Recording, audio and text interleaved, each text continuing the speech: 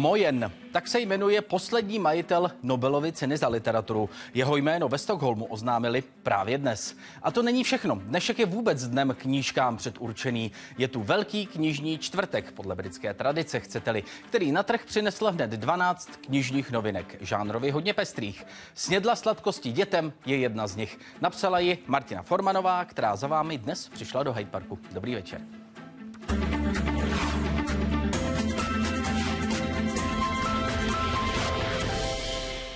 Paní Formanová, dobrý večer, vítejte u nás v Hyde Parku. Dobrý večer. Děkuji, že jste přišla, že věnujete svůj čas našim divákům, kteří se mohou ptát různými cestami, které převážně předpokládám znáte. Pokud ne, tak je nejlépe hledejte na našem webu. Jenom připomínám adresu www.hydeparkčt24.cz. Tam je všechno pěkně pohromadě, včetně zmíněných kontaktů, plusy, mínusy a palce taktéž připraveny, abyste se i tímto způsobem mohli dnešního Hyde Parku zúčastnit. Tak pojďme na to, pojďme na Facebook. Právě touto cestou přišla ta otázka první. Ptá se vás Karel, paní Formanová, považujete se za spisovatelku? Jak byste toto povolání definovala? A po kolika knihách se člověk stane spisovatelem?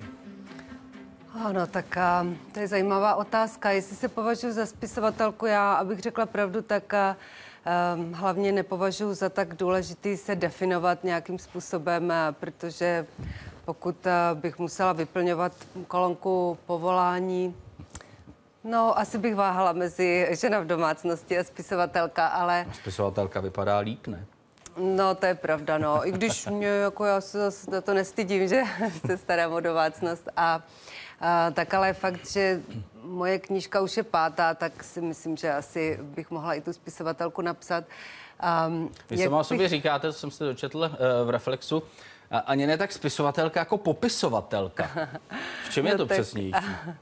No tak je pravda, že vlastně tahle poslední knížka je autobiografická, takže opravdu spíš bych řekla, že popisuje náš život v Connecticutu nebo můj život s dětmi a domácnost a všelijaké moje plány a zklamání a tak dále. Takže v tom bych tomu říkala popisovatelka. Takže si tolik nevymýšlíte u toho. No, i když teda musím říct, že vlastně můj takový primární záměr byl, aby to bylo vtipný. Takže si vymýšlíte trochu. Takže spíš bych řekla, že je to o těch formulacích, ne že by to nebylo pravdivé. Takže spíše spisovatelka. Jak byste tedy, na což se Karel ptá, to povolání definovala? No, tak já si myslím, že pokud je to povolání, tak vás to musí živit. Takže tím bych asi definovala spisovatele. A kolik knih je to, nevím, někdo napíše jednu knížku a uživí ho po celý život, ale myslím, že takový možná ta Jane Rowling, tak ta asi by z toho dokázala žít po celý život. To je pravda. Myslím, že většině autorů se to nepodaří, takže spíš musí psát častěji. Na Facebook pojďme pro další otázku dnešního Hyde Parku. Marika Svojanová se ptá, vy necháváte něco ve svých knihách, autocenzurujete nebo prostě popisujete všechno, co se vám stalo? Ne, tak určitě, nevím, jestli bych to přímo říkala autocenzura, tak do určité míry se cenzurují. Hlavní je teda samozřejmě, že když vím třeba, že ten záměr je psat humoristickou knížku, tak člověk se spíš snaží zaměřovat na ty humorní zážitky. Na druhou stranu jsem se nevyhýbala i třeba vážnějším věcem, které se staly v uplynulém roce, protože to taky patří k životu a vlastně jinak by zase to byla jenom taková jako legrační sled legračních historek, což taky nebyl můj záměr, ale samozřejmě, že si vybírám si jednak z důvodu toho záměru, ale jednak i z důvodu třeba vím, že bych nechtěla nikomu ublížit, vím, že prostě snažím se to dělat, ale je to spíš podvědomě, než bych něco napsala, pak bych si říkala, ne, to bych tam neměla psát. A i na těch vážnějších věcech jde najít něco humorného? No, o to jsem se pevně snažila, takže i ty věci, které tam jako popisují, které třeba nebyly úplně legrační, tak se snažím na ně dívat z takového zorného úhlu, že se doufejme pobaví i čtenář. A už vám někdo vynadal? Co jsi to tam napsala do toho? To bych tohle neřekla, o nás prozradit? Tohle ale musím říct, že knížka teda prošla takovým schvalovacím určitým procesem v rodině, protože tam píšu i o svých rodičích, hodně i o svých dětech, tak musím říct, že synové se jednu chvíli tak jako docela zašprajcovali, že rozhodně nechtějí, abych o nich psala a že to není, ale pak, když viděli, že jsem teda z toho dost smutná, protože kniha už byla rozepsaná, tak jsem si říkala, aha, tak to možná se ptám pozdě, tak pak si to rozmysleli. A hlavně myslím si, že i tím, že jako znají ten můj styl, který bych řekla takový spíš laskavější nebo vlídnější, tak určitě, že bych nepsala o nikom z rodiny nic tak špatného. A proč to nechtěli vlastně původně? Já je to myslím, takový že ten vzdor té začínající puberty. Já s rodičemi nic. No přesně tak. Já nic. musím říct, že synu mi teďka 14 let a je to takový ten věk, kdy nejenom, že nemůžu kritizovat, ale já vlastně už nemůžu ani chválit, protože samozřejmě, jak člověk v jejich očích není tak nějak dostatečně atraktivní osoba, tak vlastně kdybych já je chválila za něco, tak to je pro ně i tak trošku jako urážka, ne? Takže opravdu je to... opravdu snědla sladkosti. Začíná. Je to pravda, no. Tak možná proto nechtěli, aby několikrát. A to by asi... Možná, že mají pocit, že maminka je taková že jí všecko s ním, nevím. Ale je pravda, že někdy říkají, že u nás v rodině maminka a pes jí úplně všechno. Web Jaroslava Králová. Vaše kniha Skladatelka vonavého prádla vyšla už po několikáté. Měnila jste v ní něco, doplňovala, anebo vychází pořád stejně? No, musím říct, že vlastně, když vyšla Skladatelka vonavého prádla poprvé, což bylo před 10 lety, tak tehdy jsem necítila vůbec nějakou potřebu popisovat tu dobu nebo vysvětlovat k tomu něco, protože mně přišlo, že je to všechno ještě tak velmi čerstvě v paměti. Vlastně, když pak vycházela znovu, tak jsem tam musela dopsat jednu věc a to sice jsem tam vysvětlovala, že protože se v té knížce jako píšu o Karlu Gottovi, tak jsem tam musela vysvětlit, že vlastně já jsem ho poznala v době, kdy v Československu neexistoval bulvár, že? Nebo v České republice, kdy tady nebyl bulvár, takže což je dneska asi pro mladý lidi naprosto nepředstavitelný, že byste potkal někoho takhle slavného a vlastně o jeho soukromí vůbec nic nevěděl a takže to byla taková pasáž, kterou jsem tam doplnila, abych trošku to vlastně vysvětlila těm mladším čtenářům nebo čtenářkám. A abych řekla pravdu, jako zpětně bych tam vlastně neměnila nic, akorát... Není to ta knížka, někde jsem četl, že tady byste možná přece jen trochu cenzurovala? Tak jako říkám, člověk vlastně cenzuruje vždycky. Spíš bych řekla, že je to taková věc, že tehdy třeba Karel neměl rodinu, takže jsem o tom, vlastně i jeho soukromí psala celkem svobodně. Možná dneska už určitě bych zase jako třeba mu nechtěla zasahovat do soukromí a tu knížku bych asi nikdy nenapsala. Na druhou stranu se přiznám, že jsem moc ráda, že existuje, takže snad... A Karel Gott a jeho rodina mají nějaké výhrady, tedy když tam je potřeba něco upravit? Ne, já jsem mu to tehdy poslala, tak říkám, to bylo ještě v té době, žádnou rodinu neměl. Poslala jsem mu to, když byl text napsaný a jako on k tomu, jako myslím si, výhrady neměl, ale zase jako já si myslím, že jsem ho popisovala tak velmi laskavě a můj vztah k němu, že si myslím, že to spíš každému muži by spíše lichotilo. Vy jste mluvila o tom bulváru, že mnozí vlastně by se dnes bez něj možná už ani neobešli, nebo je to nepředstavitelné, že by neexistoval. To srovnání českého bulváru a amerického bulváru, no jaké by bylo? Já bych řekla, že možná ten největší rozdíl je jakoby v tom, že v Americe lidé přesně vědí, které časopisy, co tam asi tak můžou čekat a jaká míra pravdy v těch časopisech je. Já jsem mockrát tady zjistila, že vlastně lidi berou, že to psali v novinách. Takže myslím tady v Čechách, že to berou jako něco směrodatného, že když to napsali někde v novinách, takže přece minimálně na to musí být něco pravdy, že? Což všichni velmi dobře víme, že není, ale v tomhle musím říct, že v té Americe už tím, že je to za celá ta léta prostě nějak tak vycizelované, tak samozřejmě každý ví, že když něco napíšou v New York Times, tak to znamená, že to je nejméně ze 2 zdrojů ověřené. Když něco napíšou v People magazínu, tak že tam aspoň uvedou třeba jenom, že to je šeptanda, že se to neví, ale víceméně, že jako je to taky potvrzené, nebo že je to něco jako objektivnějšího. A pak existují časopisy a plátky, které vycházejí a jeden den je tam na titulu Elvis žije, byl viděn v supermarketu v Ohiu a po druhé je tam na titulu bývalý prezident Bush zmlátil manželku, prostě v krvi ležela v koupelně, jako, ale vůbec nikdo tomu nevěnuje pozornost, protože každý si to přečte někde ve frontě v supermarketu a vlastně ví, že jako nebere to prostě vážně, no. Pojďme na web Vladimír Wolf. Dobrý večer. Co říká paní Formanová politické kultuře v Česku? No tak já úplně o té politické kultuře v Česku tolik nevím. Je fakt, že samozřejmě se snažím to trošku sledovat a tak se přiznám, že ta politika mě radost nedělá, protože jako asi málo komu teda v Čechách, protože člověk spíš vidí ty negativní. A ještě teda se musím přiznat tím, že to vidím z internetu, tak člověk spíš vždycky takový ty skandály tam na člověka vykukují a křičí, než že by teda slyšel takový ty úspěchy, jak jsme byli zvyklí, jako kde se co postavilo a tak dále na druhou stranu. Takže by si to člověk představoval, že je to vlastně velice divoký. Tady na druhou stranu já přijdu do Prahy a jako všechno se mi tu líbí a tak, takže uvidíme, až trošku to nasaju. Teprve jsem přiletěla včera, takže možná až tu kulturu možná trochu ještě něco zjistíte, myslíte? nasaju, takže... Třeba před vysíláním jsme se bavili o tom, že i kamarádi to na vás hned vyhrnou a vyvalí všechno, co se tady děje. Co vám tak říkají? No, tak je fakt, že hodně často mi říkají, protože právě jak to vidím tak trošku růžovými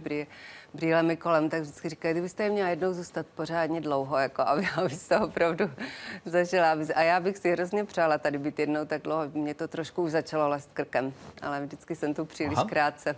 Uvažujete o stěhování? No tak stěhování asi ne, protože teď děti půjdou zase na střední školu a tak dále, takže to budou, ale spíš bych jako moc doufala, že někdy přijedeme na díl, třeba na měsíc, na 2 a jako můj takový sen je vlastně se ráno probudit a vůbec nevědět, co budu ten den dělat. A na poslední chvíli, když nás nějaký kamarád pozve do divadla, tak se jít podívat, že bohužel vždycky v té poslední době, když přijedu, tak už mám ten program tak strašně naplánovaný, že je to až škoda, no, že si toho neužiju víc takového toho volna a té pohody. Na webu paní Formanová, byla byste hrdá Češka, kdybyste žila přímo v České republice, kde tolik upadla morálka, vítězí drzost, zlodějna, korupce, bezpráví. Zákon tu platí jen pro chudé a pravice odmítá majetková přiznání. Podnikatelé téměř neplatí daně. Co s tím? Ježiš, to je veliká škála problémů. No, já si myslím, že taky záleží, jak se vlastně člověk definuje jako Čech. Já třeba odmítám, aby mě jako Češku definovalo, kdo je momentálně u moci politicky. Já si myslím, že tahle země má daleko delší tradici než posledních 20 let, než posledních 60 let.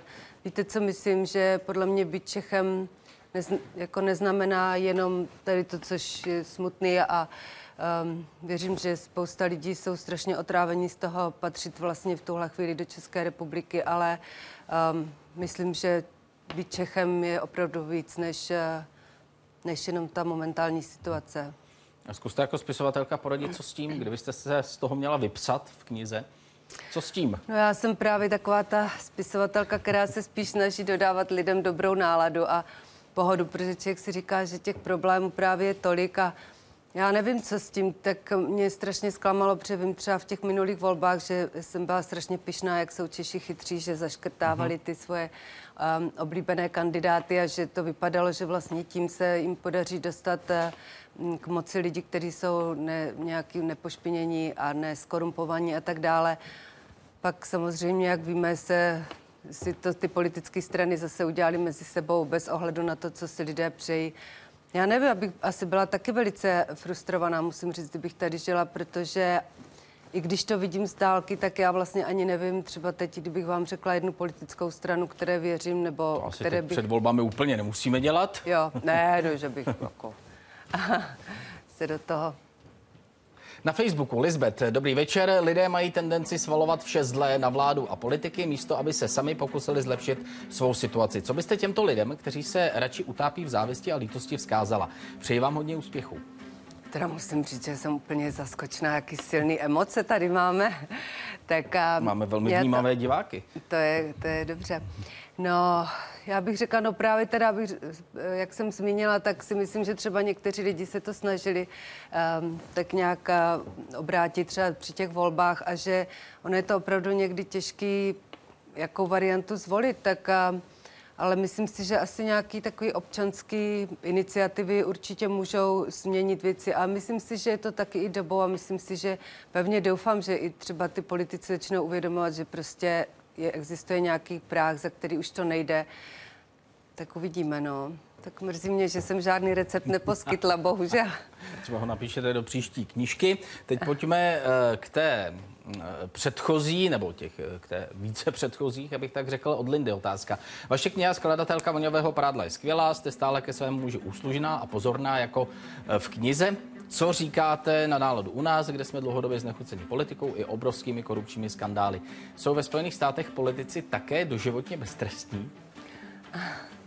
Tak děkuji za ten kompliment ke knížce, to mě samozřejmě udělalo radost a já bych řekla, že jsem pořád tak úslužná. Já si myslím, že jsem pořád velice úslužná a pozorná. Ostatně je to i v knížce v té současné Snědla dětem sladkosti, protože se odehrává u nás, takže myslím, že podle toho si lze docela dobře tu atmosféru u nás představit.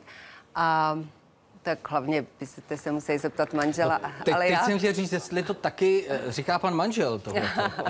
Ale já si myslím, že jo. On říká, že je moc spokojený doma, tak to jsem ráda. A s tou náladu jsme probírali. Je to mrzí, já se snažím tu náladu zlepšit, jak jde svým psaním. A jsou ve Spojených státech politici já si také myslím, že určitě ne, doživotně beztrestní? U nás je to otázka té imunity, o které se tady hodně diskutuje. Když je jednou poslanec nevydán, tak v dané věci už nikdy trestně stíhán být nemůže. Což platí teď, mělo by se to změnit, ale za 20 let se to zatím nepovedlo politikům změnit. To je jenom na okraj. Jak to je v Americe tohleto? No, spíš bych řekla, že by asi bylo ostudou toho parlamentu, nebo kdyby toho politika nevydali, že jo? Když je jakýkoliv podezření, tak si myslím, že ten politik by měl být vydán k nějakému soudnímu stíhání nebo k vyšetřování respektive a buď svou vinu jako popřít a nebo je mu prokázaná, měl by být stíhaný, no, to je můj názor. Na web pojďme pro další otázku, která přichází do našeho vysílání od pana Bruma. Budete volit Romneyho nebo Obamu? Budu volit Obamu určitě. A důvod? Protože jsem demokratka svým založením ve všech směrech a protože jako nemůžu říct, že bych si myslela, že pan Romney je nějaký nejhorší kandidát, to asi ne, ale spíš si myslím, že u něj je velice nejasný vlastně, jaký jsou jeho pozice, protože on, když byl jako guvernér státu Massachusetts, který je velice liberální, tak ty jeho pozice byly velice doleva. Musím říct, on tam udělal tu všeobecnou zdravotní péči ve svém státě a tak dále. Věci, za které nyní velice kritizuje Obamu. Takže já prostě vím, že budu volit Obamu. Mohla bych o tom mluvit mnohem déle. A jak se o tom lidé v Americe baví o těchto záležitostech? Tady se mluví v hospodách, u piva, lidé se pohádají, každý má jiné názory. Jak tahle ta komunikace tam, kde bydlíte třeba, jestli vůbec existuje, nebo jestli si to každý rozhodne sám a pak jde volit a tím to končí? Tak jsou lidi, kteří se raději třeba nevyjadřují k politice, ale spíš bych řekla, že se o tom hodně mluví. Zrovna Connecticut, kde já žiju, je spíš takový demokratický, ale musím říct teda, že vlastně výjima těsně po tom 11. září, že jo, kdy ta atmosféra byla strašně taková rozjitřená a opravdu myslím, že to byla strašně mimořádný čas pro Ameriku, tak v té době třeba vím, že nebylo dobrý někde na veřejnosti kritizovat vládu, nebo i za ten vstup do Iráku, tak tehdy to bylo braný vlastně, že člověk není dost patriot, když nepodrží toho prezidenta v době. Je to těžko říct, ale celkově bych řekla, že jinak jsou lidé zvyklí diskutovat o svých názorech a já si teda myslím, že jako já vlastně se svým způsobem raději bavím s republikánama o politice, protože je to zajímavější, protože potvrzovat si názory, který mám já sama člověk, tak dalece nepotřebuje. Na webu Petr Skácel, dobrý večer, paní Formanová. Jak Američané vnímají fakt, že nás Spojené státy jako spojenec hodili dvakrát přes palubu? Jednou v roce 1938 nás ponechali Hitlerovi a v roce 1968 zase Sovětskému svazu. Tak abych řekla pravdu, myslím si, že většina Američanů si tohle neuvědomuje. Spíš by to byla otázka pro politiky americké, než že by jako si sypal někdo popel na hlavu, když ho potkám v obchodě, nebo tak za to ne. Tak pojďme na web. Josef K. Mohla byste popsat hlavní rozdíl mezi americkou a evropskou mentalitou? Co ví průměrný Američan o Evropě a jak nazírá na evropskou mentalitu? Rozlišuje alespoň mezi velkými evropskými národy? Jak přijímá Američan velké majetkové rozdíly ve Spojených státech? Jako oprávněné? Tak zase několik otázek. Tak ta mentalita. No, já Jaký vlastně... je rozdíl? Znáte oba dva světy? Já teda musím říct, že vlastně to jsem pochopila, že ta americká mentalita je daleko víc o individualismu, že ty lidi jsou strašně zvyklí a vlastně je to hodně, i bych řekla teda taková ta pravicovější část Ameriky a je úplně jedno, jestli jsou ty lidi dobře finančně situovaní nebo nejsou, ale oni prostě věří, že já chci mít svou svobodu, chci mít i svou svobodu se mít špatně, když se mně nedaří, chci mít svobodu. Takže v tomhle jako jsou velice, se cítí sami zodpovědní za svůj život a řekla, že opak jako on teda bere jsem já, pak je ta rodina a pak prostě jsou ostatní a jako musím říct, že třeba tam je strašně moc lidí, kteří cítí jako absolutně nepatřičný vliv aby stát měl vliv jako na jakékoliv jejich privátní záležitosti a tak dále. V tom bych řekla, že my Evropané jsme spíš zvyklí, že vlastně jsme součástí nějakého celku a že jestli se vám daří dobře nebo nedaří dobře, vždycky vlastně jste vůči těm ostatním lidem třeba ve své zemi jste vlastně v nějakém vztahu a třeba bych řekla, že se i cítíte trochu zodpovědný za to, aby se třeba i těm ostatním dařilo dobře. Co průměrný Američan ví o Evropě? To velice záleží na tom, kde žije a hlavně bych řekla i na míře vzdělání. Takže třeba v té oblasti, kde my jsme, tak protože jsou tam, bych řekla, hodně takový víc intelektuálnější lidi, tak většina Evropu milují samozřejmě cestovat do speciálně některých zemí, Francie, že Itálie. Takže Paříž a tím to asi tak končí. No, tak záleží a třeba Praha je taky vnímaná jako nesmírně taková atraktivní destinace teďka, takže to mám radost, že už lidi ví, že když člověk řekne, že je z Prahy, takže přinejmenším ví, že to je nějaké jako dobrý místo. Takže to mám radost. Ale záleží na tom, pak jsou samozřejmě lidi, že jako nemají ponětí vůbec a nikdy nemají pás a nemají ani zájemníka. Je ty spousta Američanů, kteří mají pocit, proč bych já někam jezdil. My tady máme hory, my tady máme moře, tropy, že jo, všechny vlastně pásma pomalu, takže jako ten zájem není. A to rozlišování mezi alespoň velkými evropskými národy, taková ta mapa ze CNN, tuším, kdy Česká republika byla někde na Balkáně, pokud si dobře vzpomínám. To rozlišování, řekněme tedy u těch, kteří se trochu zajímají, kteří nechtějí být pouze doma a vlastně se o nic No, tak bych řekla, že je to asi spíš na tu východní a západní Evropu, no, že to jako mají nějaký ponětí alespoň, kam zhruba to spadá. A co se týče velké majetkové rozdíly jsou brány jako oprávněné, jak se na to nahlíží? Tak záleží na tom asi, ale řekla bych, že víceméně ano, že lidé prostě že se narodili do společnosti, která je třídně rozdílná, takže to vlastně berou přirozeně, bych řekla. A rozhodně třeba jsem zažila u hodně lidí, kteří třeba na tom sami nejsou dobře, ale jsou strašně proti tomu, aby byla vyšší daň pro bohatý lidi, protože oni si říkají, kdybych já byl bohatý, tak já nechci, aby mě to ta vláda brala. Takže je to hrozně zajímavý. V tomhle bych řekla, že jsme asi rozdílní, no, že jsme nevyrůstali.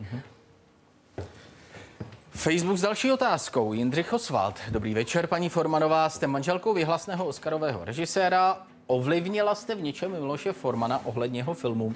Třeba obsazení rolí, výběr nabídky scénářů a podobně? Nebo při respektu k němu mu do toho nemluvíte? Děkuji, Jindřich. Ne, určitě mu nemluvím ani. Tak třeba jsem v době, kdy obsazoval film, tak se mě třeba zeptal, co si o tom myslím, ale stejně tak se ptá všech svých bys tam obsadila, přátel a tak dále. Jako je zajímavý třeba s tím, si pamatuju, když obsazoval Lid versus Larry Flynn, takže měl 3 kandidátky na tu hlavní ženskou roli. A původně, když jsem viděla Courtney Love, tak to byla taková poslední moje jako volba z nich 3, ale pak bylo hrozně zajímavý, protože udělal, tak jako si natočil na kameru jednu tu samou scénu se všemi těmi 3 adeptkami a musím říct, že to bylo úplně neuvěřitelné, protože byla to konkrétně scéna, kdy Althea, ta manželka Larry Flinta, mu říká, že vlastně nechce nic měnit, že by chtěla, aby se vzali, ale nechce nic měnit na tom životním stylu, který mají, že pořád prostě promiskuita a tak dále, jako zelená. A to vím, že jsem si říkala, teda tak to opravdu tohle prodat tak, aby to člověk té ženě věřil, že jí to opravdu nebude vadit, tak jsem zvědavá. A musím říct, že skutečně ta Kortina byla ta, které to člověk vlastně absolutně věřil, že je to takový živočišný, divošský typ, jako. Takže to bylo velice zajímavé. Udělal dobře? určitě udělal dobře to. No, ale to neříkejte, že když se tady něco připraví, že si doma nesednete, nepopovídáte si o tom, tak mluvíme o tom, ale spíš doporučujete mu tohle udělej. To opravdu já opravdu nejsem, já mám strašný respekt, jako já jsem přišla do Milošova života v době, když už byl tak strašně úspěšný, že opravdu si myslím, že je zcela zřejmý, že nějaké moje vedení ve své kariéře nepotřeboval, takže to bych se spíš i ostýchala něco prosazovat, určitě ne. Tak na webu. Pan Karlík se ptá, váš muž jako malý bydlel na internátě s tenkrát malým Václavem Havlem. Jak na tyto doby vzpomíná? No, Miloš na tu dobu vzpomíná hrozně pěkně. Musím říct, že samozřejmě jako asi většina lidí si tak i trošku idealizuje to dětství a mládí. Musím říct, že v tomhle je Miloš takový neuvěřitelný, protože vlastně že ztratil oba rodiče, když byl ještě malý a tak. A myslím si, že on má takovou tendenci vlastně si vzpomínat spíš na to pěkné a tak určitě ta doba na tom internátě, on to třeba vnímá, že tehdy díky tomu, že to tam v té době byli nejenom ty sirotci váleční, ale byly tam také děti z těch nejbohatších rodin a pak zase z těch komunistických rodin, takže tam byli nejlepší učitelé a vlastně to byla taková nesmírně zajímavá směs dětí, takže on kolikrát, když vypráví ty osudy těch jednotlivých žáků, tak fakt myslím si, že to muselo být strašně zajímavý. No. A to, že vzpomíná spíš na to hezké, je to nějak dáno tím, jaký on měl ten život, kdy se třeba některé souvislosti vlastně ze svého úplně raného dětství dozvěděl, což také nebylo úplně brzo, řekněme, plus některé další záležitosti, které se až později dozvěděl. Je to důvod, proč se nějakým způsobem směřuje a cílí k tomu lepšímu? No, já si myslím, že to byl takový vlastně jeho způsob, jak vytěsnit tu bolest a z té ztráty těch rodičů, že on vždycky na to říká, a člověk si to v tom věku neuvědomuje, dítě neví, co je definitivnost smrti a tak dále, takže já jsem si tehdy myslel, že naši odjeli někam na tábor a vlastně pak akorát se dlouho nevraceli, tak ono to tak nějak přišlo, ale musím říct, že já teda na to nevěřím a taky, když vlastně ty naši kluci byli ve věku, kdy Miloš ztratil i maminku, tak že si pamatuju, že jsme seděli někde na letišti a tehdy jsem mu říkala, dovedeš si představit, kdyby jsme se teď nevrátili, že by si naši kluci mysleli, že to jako je vlastně v pořádku, anebo že teda přijedeme někdy později a pak by si najednou nevšimli, že tam už vlastně nikdy nejsme, jako určitě. A myslím si, že to je jeho způsob, jak on se s tím vyrovnal, s tou bolestí, že vlastně se rozhodl, že si to nepřipustí. Na webu Martinka, jak se má váš manžel teď? A přijel s vámi? Martinka. Manžel se má dobře, nepřijel se mnou, protože jsem přijela jenom na týden a vlastně opravdu mám strašnou spoustu povinností, velice milých povinností, musím říct, ale ohledně knížky, takže si tak plánujeme spíš, že když přijedeme příště, takže bychom si to udělali jako takový výlet sem. Ale jinak bych řekla, tak on je hrozně spokojený, tak já s ním pořád telefonuju, popisuju, co se tady děje a teď jsme měli takový dobrý čas, že bylo hodně našich přátel, byl v New Yorku, se tak různě střídali, takže jsme si to užili docela ty naše české přátele. Takže to vám akorát vyjde po Hyde Parku vzhledem k jeho dennímu rytmu, že mu můžete zavolat. Výborně, ano, to je tak pravda. Na webu. Už je to tady Jiří Dušek. Milá Martino, byla jste partnerkou a jste manželkou dvou osobností, kteří výrazně ovlivnili českou kulturu posledních 50 let. Karla Gotta a Miloše Formana. Můžete tyto dva muže nějak srovnat a mají se pánové navzájem rádi? No jo, vlastně to tak vypadá opravdu významně. Ale jestli bych je mohla srovnat, tak já vlastně nemůžu a nechci ani srovnávat je dva. Spíš si myslím, že jestli něco nebylo náhodou, že se jedná v obou případech o tak silné a významné osobnosti, takže asi musím přiznat, že mě to hrozně přitahovalo mít vedle sebe takového muže, ke kterému můžu slížet takže to určitě bylo důvodem, proč jsem teda byla tak přitahována. nima dvouma, ale mají se rádi, ano, vycházíme velmi hezky, musím říct, že vlastně, když třeba Karel s Ivankou jsou v New Yorku, tak se vidíme a když minule jsme tady byli s Milošem, tak také jsme měli společnou večeři a teď třeba Karel má koncerty na Slovensku a doufám, že se ještě uvidíme taky i s Ivankou, že si dáme večeři. Já myslím, že to je hezký, tak ono už to uběhlo tak strašně moc let a to pěkný na tom je, když vlastně zůstane to přátelství, že a což musím říct s radostí, že se nám podařilo. No. Oba jsou umělci, každý v jiné oblasti. Tady jsou nějaké rozdíly, podobnosti, anebo ten charakter toho člověka tím, že je umělec, tak je nějak dán a jsou vlastně stejní? Ne, to určitě ne.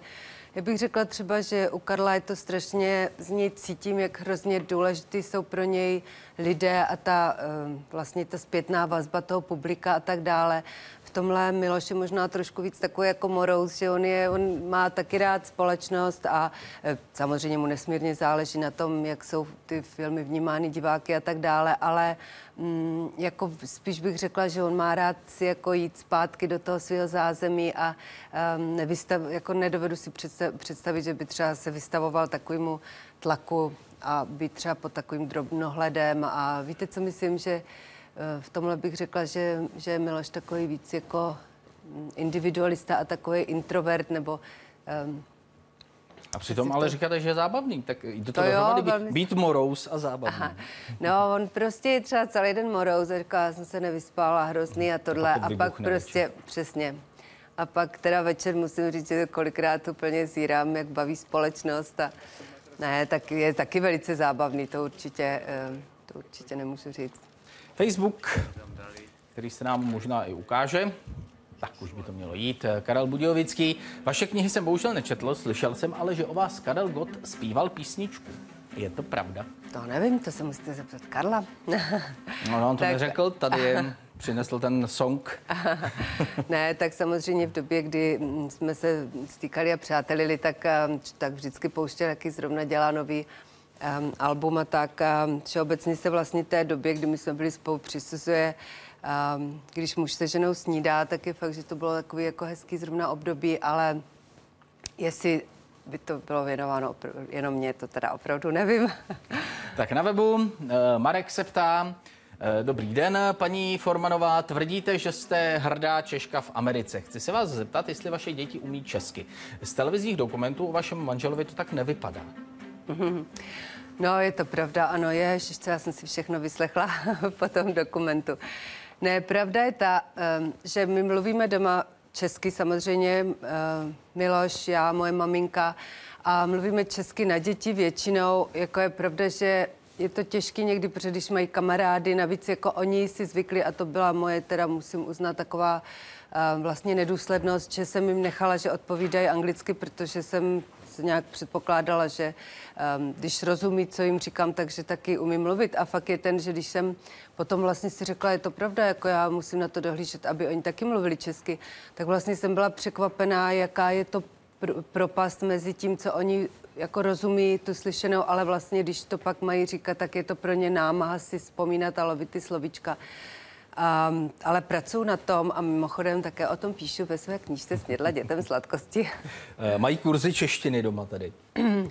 Tak kurzy ne v autě, to s nima dělám. To vždycky mají, že je i zkouším a tak, ale hlavně teďka oni už ví tím, že jsem se na tom začala zakládat, že speciálně když něco chtějí nebo když nechtějí udělat radost, tak že mluví česky. Takže přání k narozeninám v češtině. Přesně tak.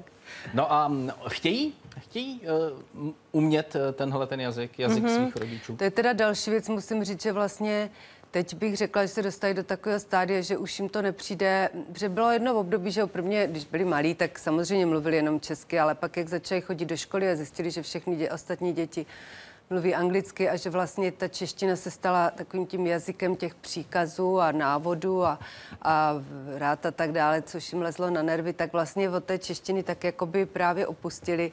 Ale teď si myslím, že už jsou starší a vnímají, že vlastně mít nějaký další jazyk je vlastně pozitivní věc a že to ukazuje, že jsou možná v něčem trošku chytřejší nebo ví něco. A taky někdy tím trápí, musím říct, svoje spolužáky, že začnou se třeba spolu mluvit česky nebo na toho spolužáka chudáka začnou mluvit česky. Ale ještě musím říct teda jednu věc, že je to legrační, protože jak ty děti jsou většinou po škole se zapnou Skype nebo něco a pořád jsou spolu v kontaktu, tak taky některý ty kamarádi se ale naučili, co oni slyší, jako třeba ne, děkuji, babičko, tak to umí několik jejich kamarádů říct česky, oni ani neví, co to je a říkají, ne, děkuji, babičko. Tak to je hrozně legrační. Uh-huh.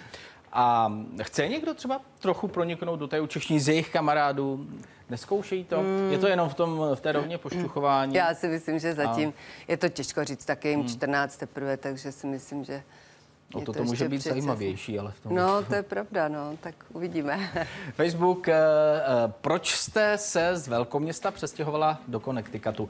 Nedávají tam lišky dobrou noc? Dávají, opravdu dávají, ano. Proč a teď nevím, jestli to říkáte, jako že to je hrůza, anebo jako že to zase taková hrůza. Jo, tak ono je to, oboje, myslím si, kdyby to byla opravdu hrůza pro mě, tak bych asi se velice snažila, aby jsme se odstěhovali. To určitě ne. Beru to, že ten život na tom venkově je takové nějaké období, které teďka prožíváme. Bylo to tak, že my jsme dřív žili v New Yorku a jezdili jsme do Connecticutu na víkendy, že to byl tak, jak většina lidí to má, že jedou na chatu, že? A potom vlastně, když kluci měli jít do školy, tak jsme se rozhodovali a vlastně v té době, když jsem si říkala najednou tam všichni být v tom bytě a je fakt, že to město jako je docela takový záhul, že tou energií a prostě všema těma, takže jsme zvolili ten Connecticut a z počátku jsme jezdili do New Yorku vždycky na víkendy.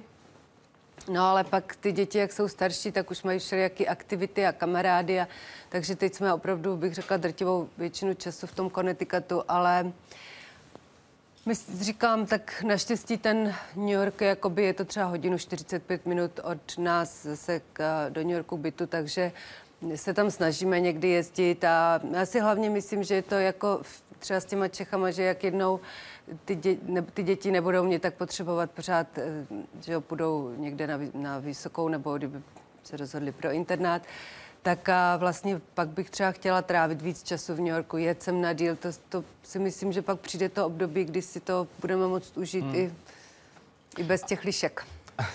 A mladí, tam jsou asi důležitější zatím ti kamarádi, anebo máte pocit, že budou chtít to velkoměsto? Že tohle jim nestačí, tady já přece nebudu, půjdu hledat život někam do většího centra. Ne, musím říct, že oni to tam mají opravdu strašně rádi a vlastně teď třeba, protože jsme se teď začali rozlížet po středních školách, tak jsem jim to třeba i navrhovala jako možnost, jestli by chtěli do New Yorku se jít podívat do nějaké střední školy, ale jednoznačně řekli, že ne. Řekli, že jako to nevylučují, že až budou starší, ale že teď si myslím, že opravdu oni to mají hrozně rádi a je fakt, že ta příroda je nádherná a je to prostě takový hezký, klidný kout světa, no. S těmi liškami. Píše se tam líp? Myslíte, že v New Yorku byste napsala něco? To jsem si 100% jistá, že bych jako nenapsala nic tak nad 5 na 10 stránek, takže jako to je vlastně jedna z věcí, že jsem se jako rozhodla se vypořádávat tady s tím životem na té samotě, tím psaním a vlastně mě to přineslo takovou jakoby úplně novou zase radost a otevřelo mě to nový dveře, který jsem ani nevěděla, že v sobě mám. Web, tady je web. Šárka, procestovala jste Ameriku. Jaké místo nebo město je pro vás nejkrásnější nebo nejzajímavější? Mě láká vidět třeba Miami, Los Angeles, San Francisco, New York? No, tak v těch zrovna jsem všech byla. Jako musím říct, že je to nesmírně zajímavé, protože to je další věc, když se zeptáte na něco v Americe, jak jsou Američané, to je tak nesmírně rozdílný, jak jsou lidi třeba v Los Angeles a v New Yorku, že jo, který jsou většinou daleko intelektuálnější, cestovanější, sofistikovanější. A pak třeba ten střed Ameriky, který to je úplně jak jiná země a to je vlastně třeba, to bylo zvláštní teď, ne, to bych moc odbočila, se do toho zamotala, ale procestovala jsem, jenom jsem chtěla říct, že třeba teď říkal Petr Sís, že když napsal svou knížku, udělal knížku o Darwinovi, že si v té době neuvědomil, že já nevím, skoro 80% Ameriky teď nevěří v Darwinovu teorii, tak to je jako opravdu, to je taky Amerika, že? Takže vlastně říct něco tak jako globalizovat prostě, jací Američané jsou, je velmi těžký. Jinak takže jsem byla strašně šťastná, že jsem to procestovala, že prvně jsem byla teda v New Yorku a na východním pobřeží a pak jsem s Milošem, když točil Lid versus Larry Flynn, tak jsme žili vlastně 5 měsíců skoro v Memphisu, v Tennessee, což je právě taková, a to teda byla úžasná zkušenost, musím říct, protože člověk viděl, jak tam speciálně oproti tomu New Yorku ten život je pomalejší. A třeba lidé jsou tam nesmírně nábožensky, teda jsou nesmírně věřící a třeba tam jít v neděli do kostela, do takového toho černošského kostela, prostě kde mají ty dámy, nádherný klobouky, opravdu ty lidi se na ten kostel oblečou, prostě to takhle u nás jako není nevěsta na svatbě, jako jo, jak tam. To bylo velice zajímavé, no. A pak vlastně v Los Angeles jsme žili, když Miloš dělal Muž na měsíci a tam se vlastně narodili naši synové, takže k tomu městu musím říct, že mám takový speciální vztah. San Francisco mám strašně ráda, oni říkají, že to připomíná Evropu, je to pravda, jednak tím, že to není tak rovný, jsou tam kopečky a taky tam mají tramvaje. Takže je to úžasný, no, tak pořád doufám, že někdy máme s mou sestrou takový sen, že jednou pojedeme jako Thelma a Louisa prostě přes Ameriku, akorát teda žádný střílení. To ne. No a nejenom města, když jsme u toho cestování Amerikou, máte tam města projítá nebo i jiná místa, Yellowstone, cokoliv dalšího? Tak na ty parky, to Yellowstone třeba zrovna jsme nebyli, ale chtěla bych, jako jak budou teďka trochu starší, tak bych chtěla právě, že bychom eventuálně jeli jako společně s autem, ale teď jsme byli třeba u Niagarských vodopádů minulý rok, tak o tom také píšu v knížce. Můj zvláštní zážitek od Niagarských vodopádů a takže projíždíme, no, i takhle. No, nebo jestli to ale pojedou za rok, za dva ještě. No, to je teda taky pravda. Radím na webu. Paní Formanová, můžete porovnat česká a americká média? Mám na mysli například manipulace novinářů, kteří vypouštějí do éteru účelové články a zprávy, které vydávají za fakta. Zažila jste ve Spojených státech, že by se nějaký novinář omluvil, když někoho vědomně poškodil?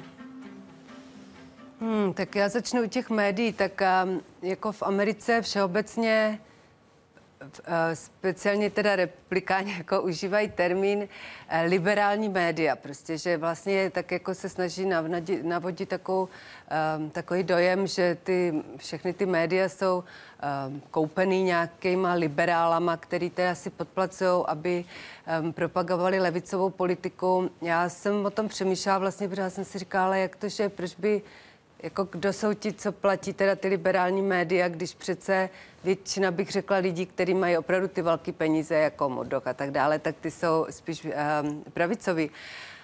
Takže moje vysvětlení je, že v Americe jsou ty média liberální, protože jsou to lidé, kteří mají ty informace, přemýšlí o nich a tudíž mě to vede k tomu, aby byli liberální, ale to říkám asi proto, že já sám jsem liberál.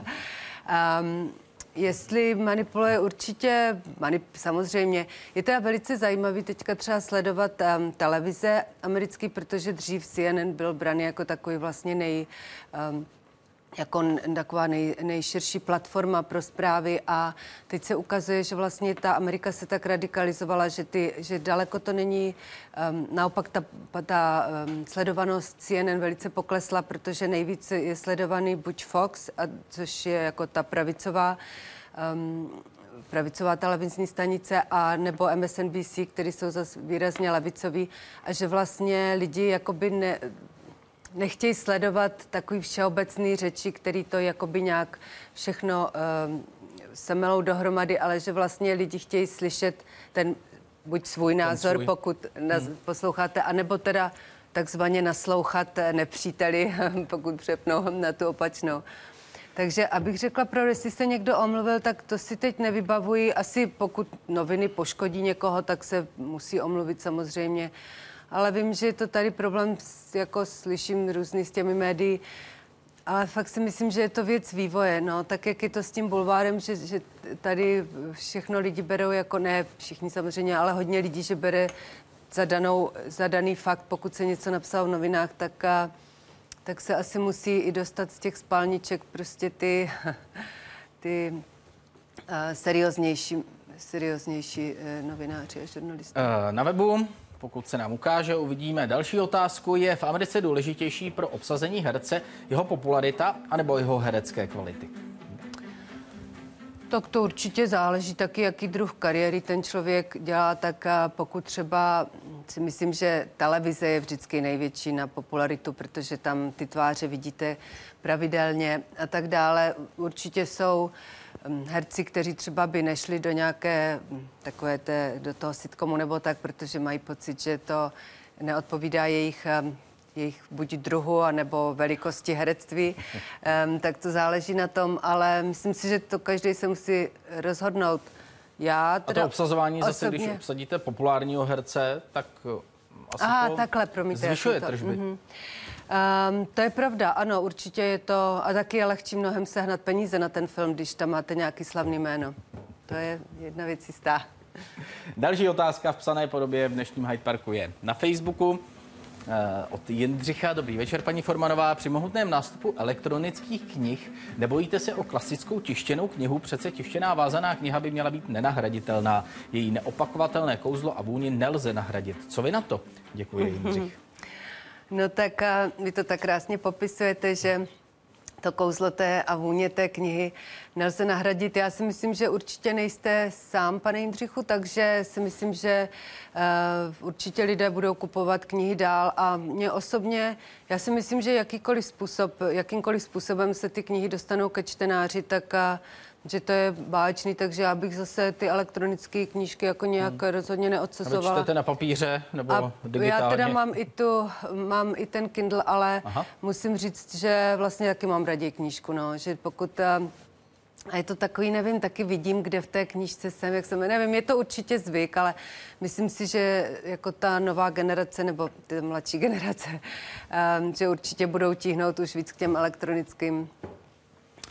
A vaši synové spíš čtou, spíš míří k tomu spisovatelství, nebo spíš míří k tomu filmu, anebo se ani nepotatili, ani nepomamili? No, myslím si, že kdykoliv jako máme pocit, že někam míří, tak okamžitě velmi razantně ukáže, že rozhodně tím směrem nemíří. Takže nechtějí ještě být jako nikam tlačený, což chápu a opravdu to ani moc neděláme. Jinak to já musím říct velkou radostí, že oni čtou hodně.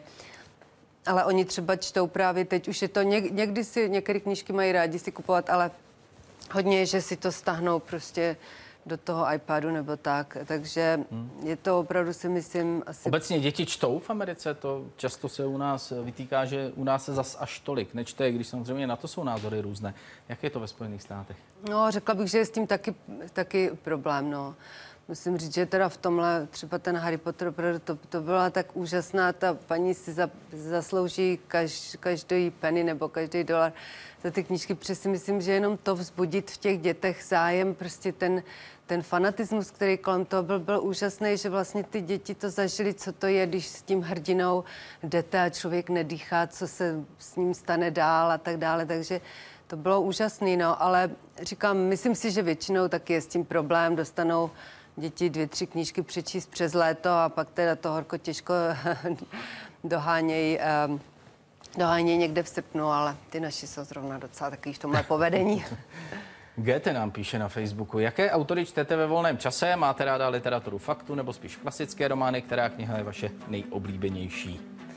Ježiš, tak ty nejoblíbenější, to je vždycky hrozně těžký, ale tak musím říct, že úplně takovou literaturu faktu, jako to není moje, spíš mám teda ráda fikci, anebo mám hrozně ráda právě autobiografické knížky, takže možná i to mě tak trošku pobídlo, abych se vrátila k té autobiografii. Koho máte načteného? Ale tak teď jsem četla všelijaký takový český, ale teda různé, ale teď zrovna jsem třeba četla a to bylo taky vlastně, když je to formou fikce, ale slyšela jsem, že je to hodně autobiograficky, třeba co napsala Irena Dousková knížku která se jmenuje Darda, tak to bylo hrozně zajímavý. A jsem ráda, že jsem si ji vlastně přečetla zase až po té mojí, protože je to, že ze života ženy a různé problémy a tak, takže to bylo hrozně zajímavý, no. Ale jinak čtu opravdu všecko možné a vždycky mám jako jednu knížku na nočním stolku, jednu knížku v autě a tak dále, takže, ale spíš bych řekla současnost, to tak, no. Umíte prolínat takhle? No, ale jako je fakt, že pak, když člověka něco chytne, tak s tím chodí všude, i v kuchyni, když vařím, tak si čtu. Na webu, David, co si myslíte o současné filmové kultuře v České republice? Proč jsme zahlcováni většinou nekvalitními filmy? Co si myslíte o soukromých televizních stanicích? Jaký máte názor na Damu Famu? Myslíte, že je jejich výuka kvalitní a uplatní se například režiséři po studiu? Tak to je taky teda... Filmová kultura v Česku. No tak určitě jsou, já nevím, no tak podle mě kultura je do určité míry, jako to nedělají jenom ty filmy, ale je to taky, na co lidé chodí.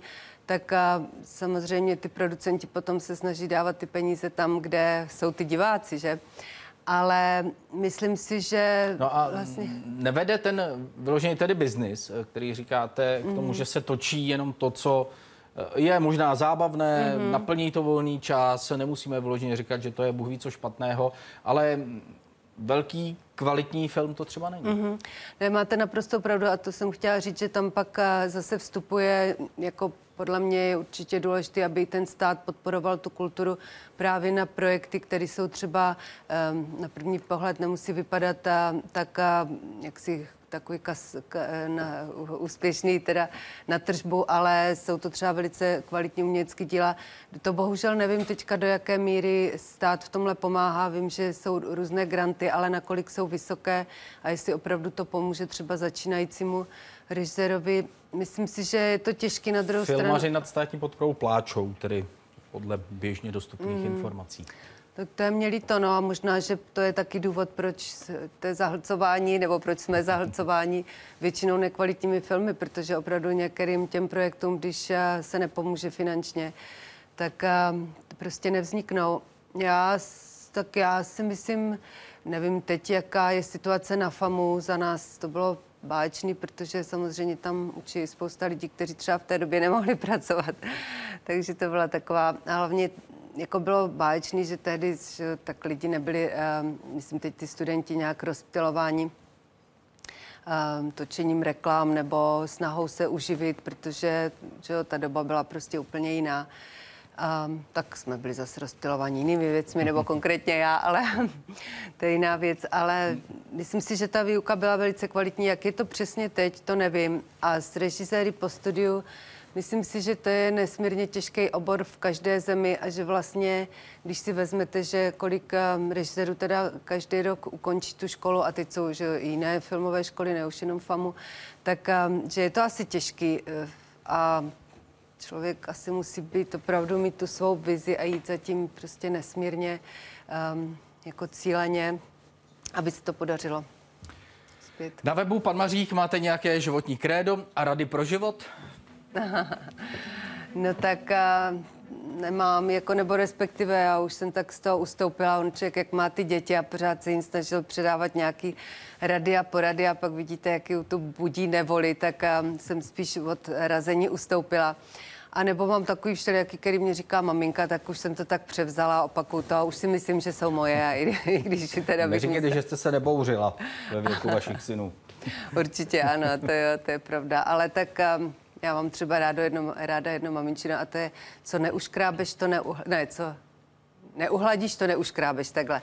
Což znamená, že když to nedokážete jako po dobrým, takže pak po zlým už to půjde těžko. To nepůjde. No, to věřím.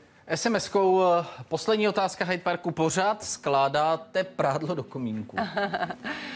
No tak snažím se, i když zrovna moje maminka by asi řekla, že si je neskládám dost, ale snažím se.